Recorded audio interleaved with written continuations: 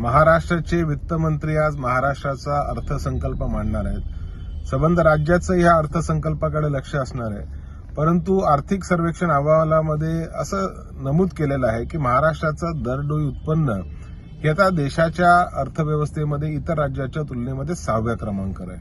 म्हणजे मागच्या वर्षी आपण आपलं दरडोई उत्पन्न 5व्या क्रमांकावर होतं, आता ते 6व्या क्रमांकावर आलेलं आहे. आपला कर्जाचा बोजा हा जवळपास 13% वाढलेला आहे. व्याजाचा बोजा हा 15% वाढलेला आहे. अशा परिस्थितीमध्ये निवडणुकांना डोळ्यासमोर ठेवून कदाचित विद्यमान सरकार एक अर्थसंकल्प मांडेल, परंतु राज्याच्या कर्जाचा जो बोजा आहे तो कमी कसा करणार? राज्यामध्ये नवीन प्रकल्प येत नाही, नवीन उद्योगांची निर्मिती होत नाही, रोजगाराची निर्मिती होत नाही आणि एकीकडे कर्जावर कर्ज, कर्जावर कर्ज, व्याजावर व्याज, व्याजावर व्याज अशा पद्धतीने